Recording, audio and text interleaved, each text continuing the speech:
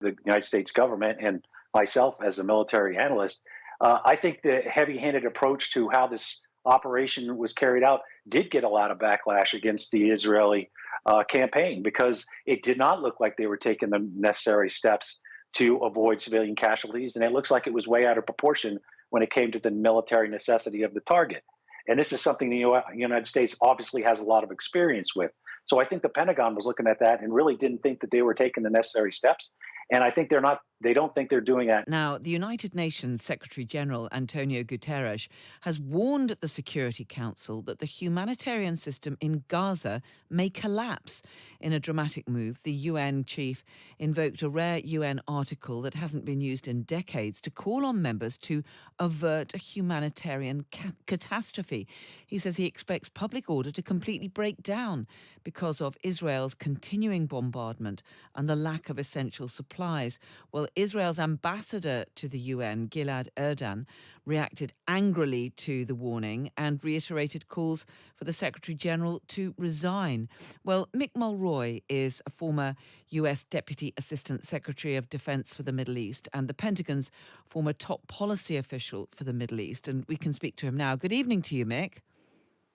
Good evening, Carol. Good to be back with you. Really good to have you with us. I mean, what do you make, first of all, of this warning from Antonio Guterres? Well, I do think the situation in Gaza, the humanitarian situation, is dire and it's getting worse and it's getting colder because of the winter.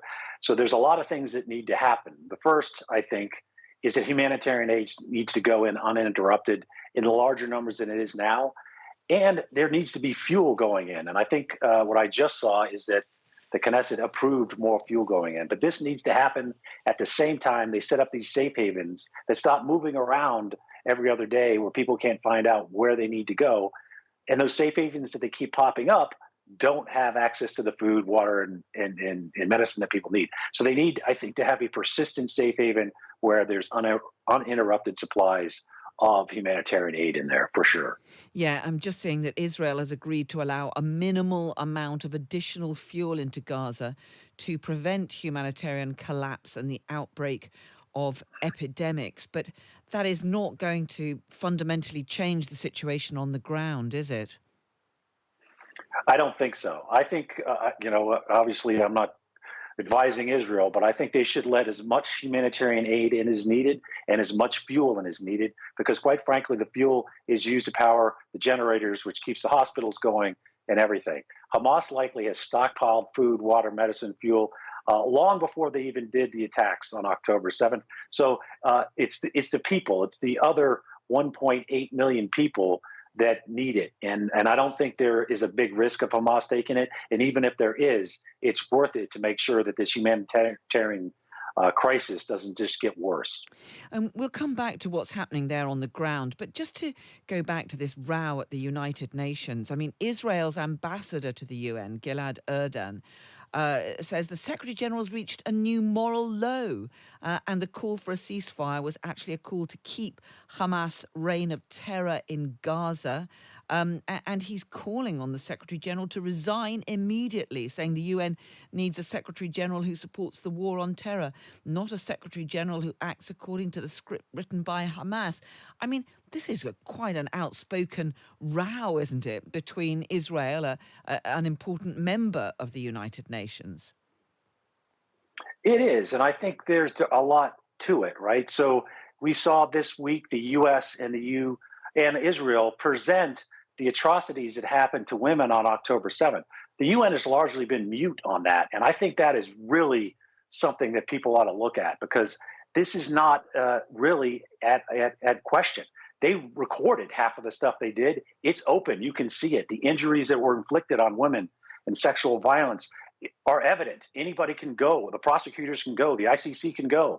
The UN knows this, and they have been woefully under talking about this, including the UN group that's supposed to be for the advocacy of women, all women. So I think the U.S. and Israel really had an issue with that. And I think Israel in particular feels like the UN in general is always on somebody else's side, not Israel. I don't speak for them, but I think that is one of the issues here. It's obviously a humanitarian catastrophe. The UN, I think, could really start pushing for things like a political way ahead, starting those dialogues again, pushing for an international peacekeeping force that could replace the IDF. Because if they're not replaced, they're not going to leave. So the UN's doing a lot of talk, but I think from a lot of people's perspective, especially in the United States, they're not doing a lot of action, nor are they doing a lot to help improve the situation so this doesn't happen again. Israel clearly feels that it needs to remind everyone what happened on October the 7th, and clearly those attacks were absolutely horrific.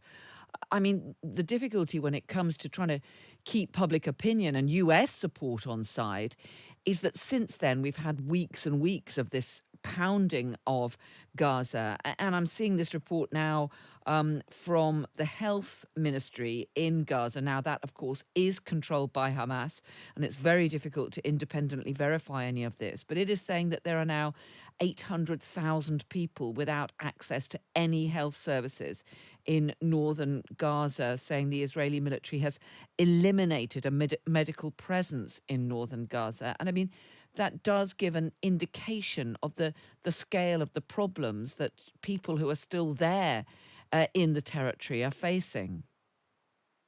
I think that's right, Carol. I think from the United States perspective, the United States government and myself as a military analyst, I think the heavy-handed approach to how this operation was carried out did get a lot of backlash against the Israeli campaign because it did not look like they were taking the necessary steps to avoid civilian casualties, and it looks like it was way out of proportion when it came to the military necessity of the target. And this is something the United States obviously has a lot of experience with. So I think the Pentagon was looking at that and really didn't think that they were taking the necessary steps. And I think they don't think they're doing that now. So there, I think, is fair criticism on all sides of this. And I think Israel would be better served if they really took that to heart and did everything they can, not only to avoid civilian casualties, but to avoid the human catastrophe that's happening right now, which means there has to be these persistent safe havens. They have to have as much humanitarian aid they can get in there as possible. As the fighting moves south, of course, it's going to make it even more challenging to bring in the humanitarian aid into Rafah, because the last major population center they're going to be fighting in is Rafah. So they're going to have to come up with another route in, perhaps from the ground in Israel, perhaps from the sea, but they need to come into multiple. This is where I think the UN, and I have advised the UN, so I'm not anti-UN. I have a lot of friends there. But these are things that the UN can do. In addition to talking about the humanitarian crisis, they can do more, I think, to mitigate this crisis from occurring. And let me ask you also just about this vote in the Senate tonight. We've been talking about it on the programme.